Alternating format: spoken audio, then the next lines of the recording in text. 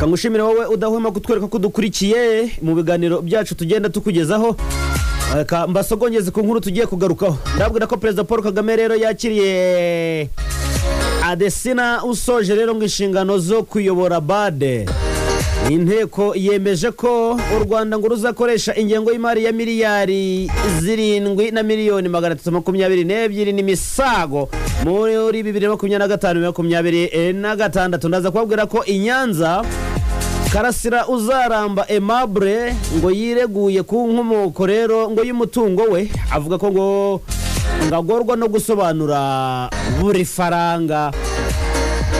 Ikindi ndi bukubwire nuko Iran yemeye rero ko ibikorwa remezo bya nucleaire byayo byangiritse bikomeye cyane. Ndabwira ko Qatar Airways yasubukuye ingendo zi Kigali ni Doha. Musanzeho umusore w'imyaka 25 yasanzwe yapfuye amanitse mu mugozi. I Kigali hagiye gutangizwa umushinga wo gutwara abantu mu kirere. Aye nka data. Musanze kandi nanone hariya muri Gashaki ngo umugabo rero ngo yatoraguwe ku muhanda yapfuye hake ku businzi. Mana nyagasani, ubusinzi toujours. Ibi niki mwokagira inkamwe. I Kigali nanone inzu 1400 cyangwa se icyane zigiye gusenywa. Umuyobozi wa NATO yise Trump umubyeyi we. Hanyuma muri Kenya rero abaturage biraye mu mihanda mu kwibuka bagenzi babo biciwe mu myigaragambyo. General Kakule uyu ayobora Kivu y'Amajyaruguru mu buhungiro yagaragaje ko leta yamutereranye. Urukiko rwemeye ko Amerika cyangwa se rwemereye Amerika kohereza bimukira mu bihugu birimo Libya ndetse na Sudani y'Epfo. Inzego z'umutekano z'u Rwanda zifatanyije n'iza Mozambique mu kwizihiza umunsi w'ubwigenge. Nandi yose ni mukanya.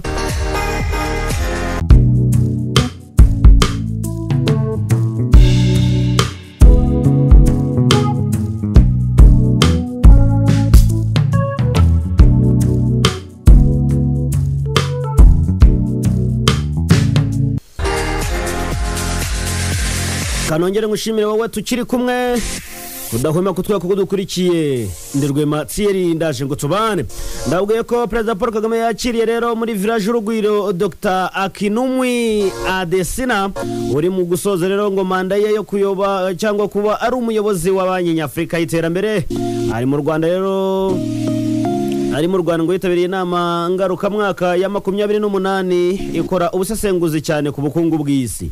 Ibiganiro by'aba bombi ngo byagarutse ku bufatanye bw'u Rwanda na Banki Nyafrika y'Iterambere ndetse n'intambwe yatewe mu buyobozi mu ngeri zigiye zitandukanye. Uyu Akimuni kandi yatangiye kuyobora BAD muri 2015. Manda ebyiri rero ngo yemererwa n'amategeko ngo zirimo kurangira ndetse ngagomba gusimburwa na Sidi Olude Tadu ngo uherutse nawo gutorerwa uyu mwanya. Adesina yasimbuye umunyarwanda Donald Kaberuka ndetse uyu yayoboye banki mu gihe cy'imyaka 10 hagati ya 2005 ndetse na 2015. Hashize rero imyaka 60 BAD ikorera mu Rwanda. Ikorana n'u Rwanda rero mu mishinga igamije iterambere irimo nk'imiyoborere cyangwa n'imikorwa remezo iyo gukwirakwiza amazi n'amashanyarazi, ubwikorezi ndetse n'ibindi. Mu myaka 60 ishize rero BAD yagize uruhare runini cyane mu iterambere ry'u Rwanda, ahimaze kurutera inkunga ya miliyari 3 n'igice kimwe ariko n'iz'amadolari y'Amerika. Aha ni mu mushinga rero 96 itandukanye. Nibura rero ngo 86% by'ishoramari ryayo mu Rwanda ngo byibanda cyane ku bikorwa byo kugeza amazi n'amashanyarazi ku baturage ndetse n'ubwikorezi. Mu bikorwa remezo rero 46% mu mishinga yayo ngiba mu bijyanye n'ingufu, naho 28% ngiba mu bijyanye n'amazi n'isukura, naho 13 ibisigaye rero ngisigaye iri mu bijyanye n'ubwikorezi.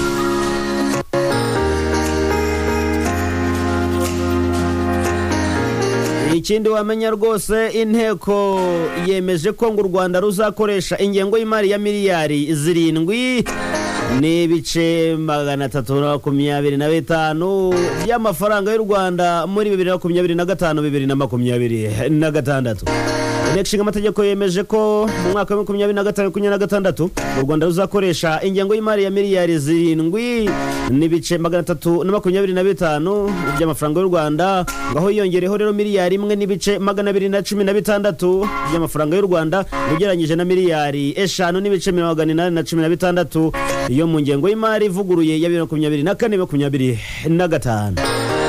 Amafaranga rero biteganyije ko ngo miliyari 4 n'ibice 105 azakoreshwa ngazakomoka imbere mu gihugu, ngo harimo rero ngo miliyari 3 n'ibice 628 akomoka rero ku misoro, ngo naho miliyari 477 n'ibice 2 ngazava mu bindi bitari imisoro.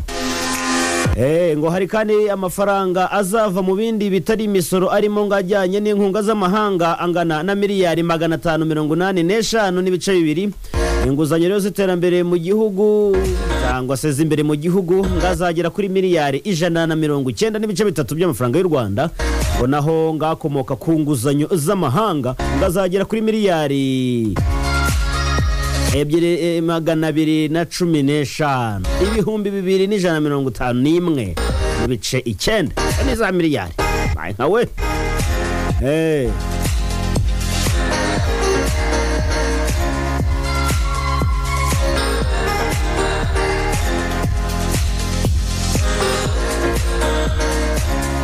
Ikindi wamenya nuko Inyanza Karasira Aimable yasubiye mu rukiko rero rukuru urugereko rwihariye rushinzwe kuburanisha ibyaha mpuzamahanga n'ibyambukiranya imipaka ruherereye ari Inyanza nyene, ngaho yireguye ku cyaha cyo kudakosobanura neza inkomoko y'umutungo we Niyeza Ndonyi. Ejo hashize byari tariki 25/2025 uruhande rero rwa Karasira rwatangiye rero ngo rwatangaje ngo inzitizi ruvuga ko ngo adakwiye ngo kuburana ngo kuri ibi byaha byo kudasobanura umutungo we Niyeza Ndonyi kuko ngo atigeze abibazwaho mwibazwa ry'ibanze. Urukiko rero rwahise rusubika ngo rwahise rwibutsa ko ngo ku wa 3 Kamena 2021 Karasira yabajijwe n'ubugenzacyaha iby'amafaranga atunze, bityo rero ngo rukaba rwumva atari ubwa mbere yababibajijwe. Ubushinjacyaha rero nabwo ngo bwasabye ijambo, bavuga ko rero ngo ibyo kudasobanura neza cyangwa se ibyo bya dosiye kudasobanura ibyo Niyeza Ndonyi ngo bitoroshye cyane. Buvuga ko rero ngo kuba ngo dosiye yaratangiye hatarimo ngo icyo cyaha Niyeza Ndonyi ngo bidakwiye rero gutuma urubanza rutinda. Bwibutswa ko ngo mufite uburenganzira bwo kuvuga cyangwa se kuvugurura ikirego. Karasira yahise rero atangira guhatwa ibibazo asaba gusobanura inkomoko y'amafaranga yari afite kuri konti zigiye zitandukanye muri banki zo mu Rwanda no hanze yarwo, ndetse no kuri mobile money ngo yari afite amafaranga menshi cyane, kandi hari yari afite n'amafaranga y'amadolari ndetse n'amayero. Ibyo rero kubisobanura reka da atese ibintu mumbaza ni ibiki ntabwo byoroshye.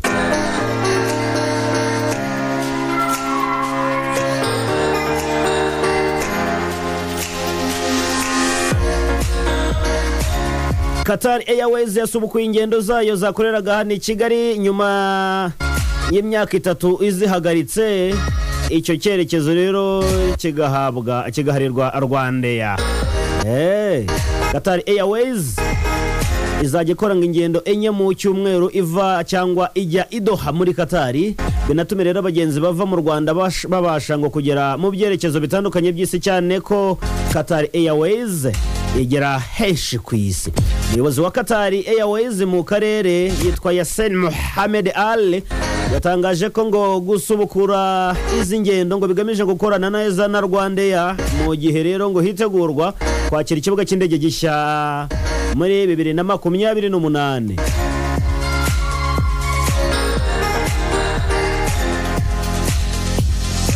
Musanze ngo bimeze bite rero? Mu karere ka Musanze mu murenge wa Gashaki akagari ka Kigabiro mu mudugudu wa Buzoza mu karere nyine ka Musanze, ngo haravuga rero urupfu rutunguranye rw'umugabo witwa Rumbiya Eric watoraguwe rero ngo ku muhanda yapfuye bikekwa ko yahanutse ku mukingo kubera inzoga yari yanyoye akahasiga ubuzima. Urayikura mu icupa ikagukura mu bantu no mu bagabo mwakagira inkamwe.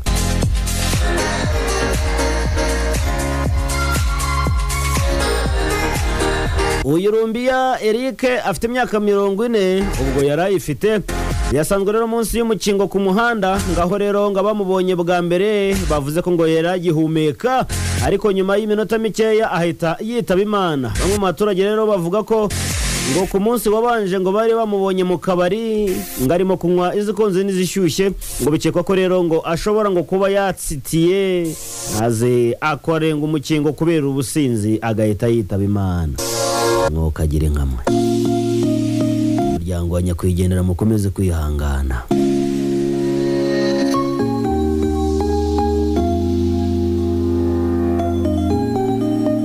Ikindi wamenya nuko hano mu mujyi wa Kigali ngo hagiye gutangizwa umushinga wo gutwara abantu mu kirere. Banki Nyafurika itsura amajyambere yemeje miliyoni 500 z'amadolari y'Amerika zo gutangiza ingingo cyangwa se inyigo y'umushinga wakataraboneka wo gutwara abantu mu kirere. Mugiye kujya mubona abantu bari mu kirere bagenda hejuru mu kirere, hateye ubwoba, haratinyitse, nyamara kandi haranatangaje. Banki Nyafurika rero itsura amajyambere yemeje inkunga ya miliyoni ngo nasaga miliyoni 650 z'amafaranga y'u Rwanda ngo yo gutangiza inyigo rero ngo rusange ngo y'umushinga wo gutwara abantu mu kirere Keboka uzubakwa ngo umujyi wa Kigali. Uyu mushinga rero witezweho kuba uwa mbere muri Afrika yo munsi y'ubutayu bwa Sahara, uzaba rero ngo ugizwe n'urugendo rwa kilometero 5 na metero 500 mu kirere. Nkawe uzatwara rero asaga miliyoni 100 mu ishyirwa mu bikorwa byawo. Metero 500, ibirometero 500, ibirometero 5 na metero 500 uri mu kirere urimo kurya umunyenga. Nagiye ndambarare kuri Canopy Walkway cya kiraro cyo mu kirere, ndavuga ni cyuse. Reka bize turebe nabyo ntacyo. Abantu rwose ndabizi bizabaryohera cyose.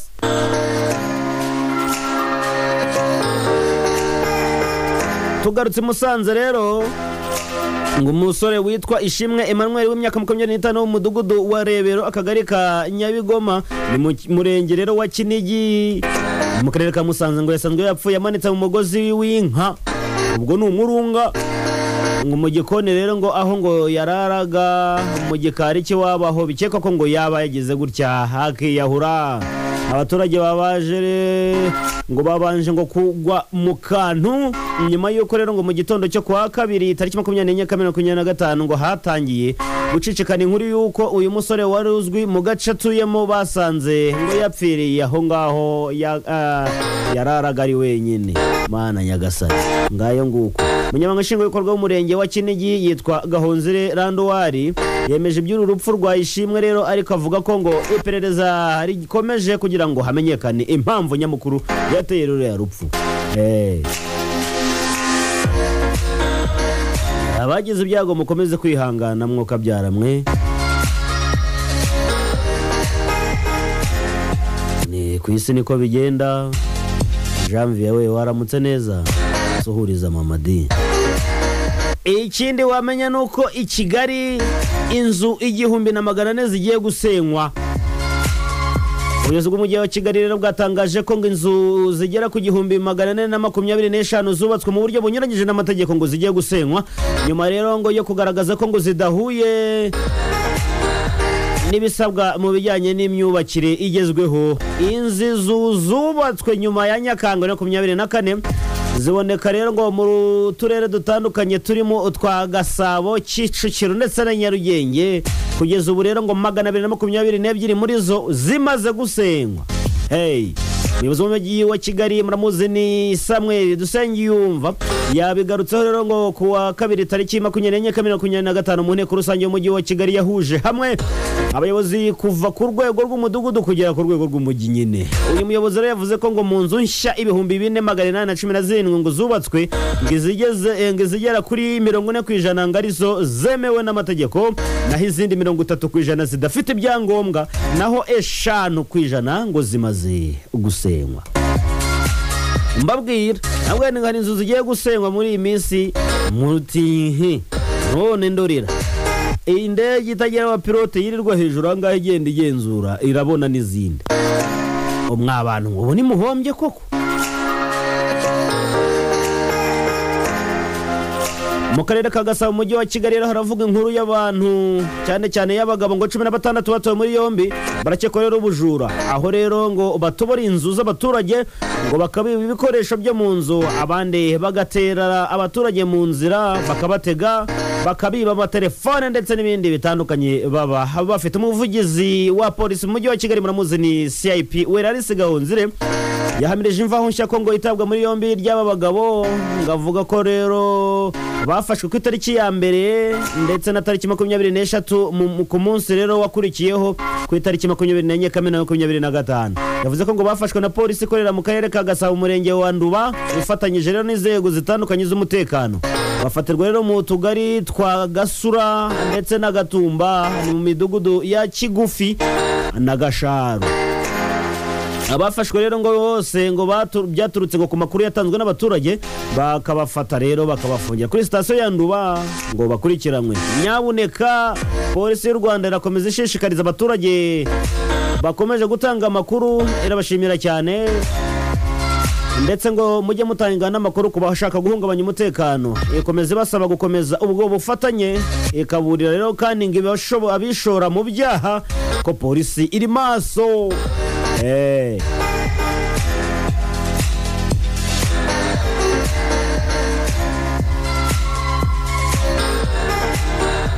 Muhanga rero ho ngo bimeze bite? Ubushinjacyaha ku rwego rwisumbuye rwa Muhanga bukurikiranye umusore w'imyaka 35 y'amavuko ukekwaho kwica se umubyara ufite imyaka 60 ngo babanaga mu rugo amutemesheje umuhoro. Ariko Yezu we utazizi narashatse ziri narabyaye Mana Nyagasani.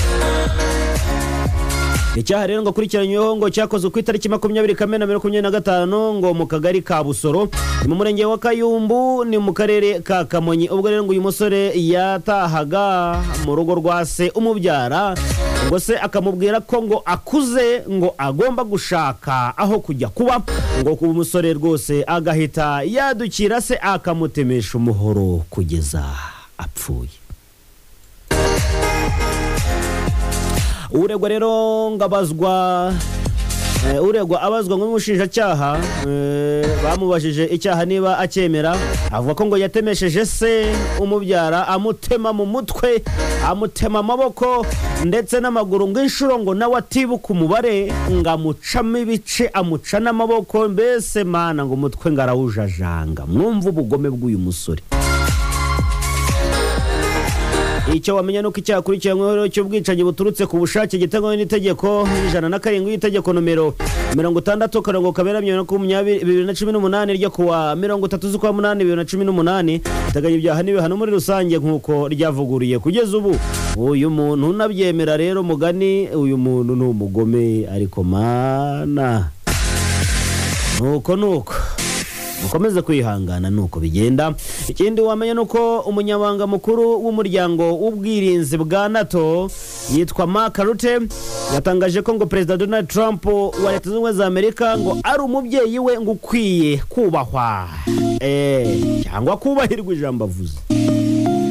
Mu nama rero y'abakuru b'ibihugu bigize NATO yabereye hariya Ilahe aho mu Buholandi ngo yabaye ku itariki 25 Kamena 2025. Uyu Mark yashimiye cyane icyemezo Donald Trump yafashe cyo kurasa ibikorwa remezo ngo bya Iran ngo bitunganyirizwamo ingufu za nucleaire, ngo no gusaba rero ngo ko intambara ya Iran na Israel iyahagarara. Uyu Rutte akomoka rero mu Buholandi yavuze ko Amerika ngo iba ngo ikwiye gufata gufata icyemezo cyane cyane ngo cyatuma isi yose ngo ibone umutekano mu gihe rero ngo byaba ari ngombwa. Nuko yabivuze rwose ariko yamukeje mugani ngo nuko umukeza.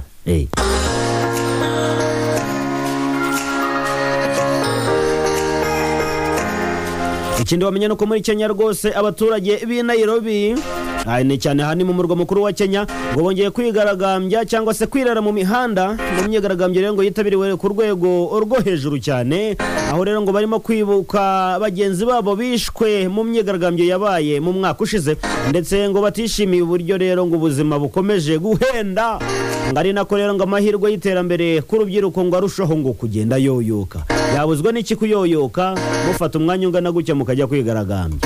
Ngaho rero mu gitondo cyo kuwa gatatu abaturage rero ngo ibihumbi n'ibihumbagiza ngo babyukiye mu myigaragambyo mu rwego rwo kwibuka umwaka ushize ko abarenga 60 bishwe. Ngo icyo gihe rero ngo bari mu myigaragambyo karundura ngo yo kwamagana umushinga w'itegeko wari ugamije kongera imisoro muri iki gihugu. Abaturage bavuga ko ngo uwo mushinga ugamije rero gutumbagiza cyangwa se gutuma ubuzima buhenda kurushaho, bityo rero ngo bajya mu mihanda barawamagana. Icyo gihe rero ngo inteko nk'ishinga amategeko ngo yatoye umushinga iwemeza ngo hari ku itariki 25 Kamena.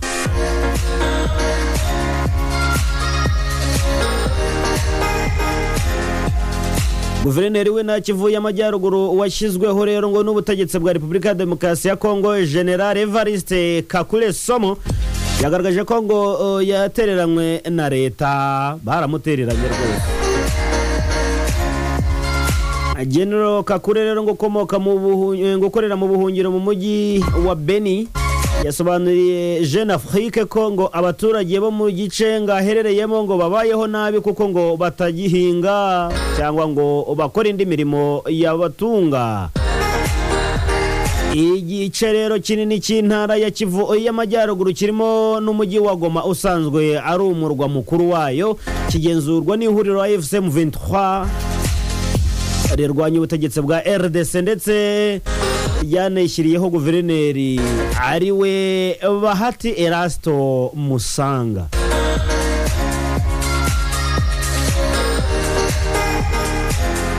Ikindi wamenya no ku rukiko rw'ikirenga muri Leta Zunze Ubumwe za Amerika rwemereye guverinoma ya Donald Trump kohereza abimukira mu bihugu baturutsemo, ngaho rero baba mbere bagira ngo bagiye ngo koherezwa rero ngo muri Libya, Sudani y'Epfo, ibindi bihugu bifitanye ngo bidafite ngo umutekano wizewe neza ngo biragoye cyane. Uyu mwanzuro rero uje ngo uvuguruza uwari warafashwe n'urukiko rw'ibanze rwari rwabujije rero Amerika kohereza abimukira mu bihugu batavukamo, nk'uko rero binyuranyije n'amategeko nshinga ry'icyo gihugu. Ikindi wamenye nuko inzego z'umutekano z'u Rwanda zirimo ingabo z'u Rwanda ndetse na polisi y'u Rwanda zifatanyije na Mozambique mu kwizihiza isabukuru y'imyaka 50 icyo gihugu kimaze kibonye ubwigenge. Igikorwa cyabereye mu karere ka Mochimboa da Praia mu ntara ya Cabo Delgado. Muri aka gace rero ngo inzego z'umutekano z'u Rwanda zigiramo uruhare mu gucunga cyangwa se mu kubungabunga amahoro no kuyagarura. Umuhuzabikorwa rero w'inzego z'umutekano z'u Rwanda RSF Joint Task Force Commander muri Mozambique rero muramuzi ni Major General Emi Ruvusha, ashimangiye ko ngo u Rwanda ngo ruzakomeza kugira uruhare mu bikorwa bigamije kugarura amahoro yari yarabuze muri kariya karere.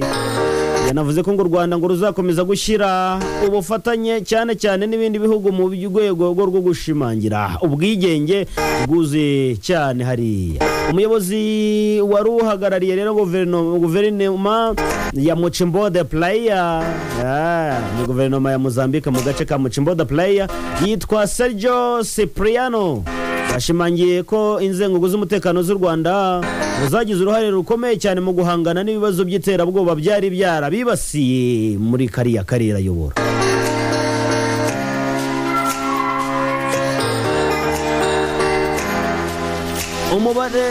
Icyo wamenya nuko ngo umubare w'abasura imbuga nkoranyambaga zitambutsa amafilime z'urukozasoni ngo ku isi ngo wikubye inshuro zirenga 3 muri 2017 ugera kuri 1.3 miliyoni.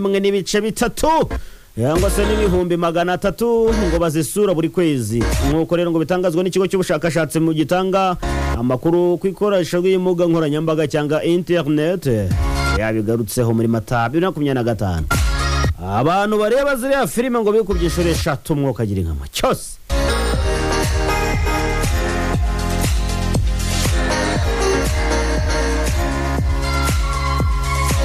Umusirikare wo mu ngabo za Repubulika ya Demokarasi ya Kongo FARDC yamishije urufaya rw'amasasu muri bagenzi be, 3 bahita bahasiga ubuzima, abandi 8 barakomereka. Umusirikare wa FARDC yarashe bagenzi be mu cyico. Ego ye.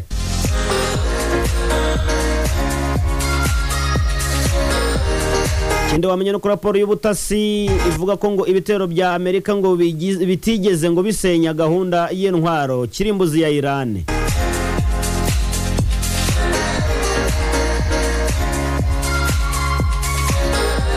Inyemere sozereza kuri iyi nkuru ivuga ko leta ya Iran ngo yemeye ko ngo ibikorwa remezo bitunganyirizwamo ingufu za nucleaire ngo byangijwe bikomeye cyane n'ibitero karundura cyane ngo byakurikiranye n'ingabo za leta z'ubumwe za Amerika ndetse n'iza Israel. Mu rukerera rwa tariki 22 Kamena 2025 indege z'intambara za Amerika zo mu bwoko bwa B2 Sprint ngo zarashe rero ngo misile ziremereye cyane GBU-57 ngo ku bigo rero ngo bitatu bya Iran bitunganyirizwamo uranium ifite ngo ubukana bwinshi cyane. Nk'abantu mwe ntago babyoroshye. Ngayo reka nkushimire wowe twabanye muri aya makuru, reka nkwifurize gusaza udasabirije kandi Uwiteka akumwenyurire.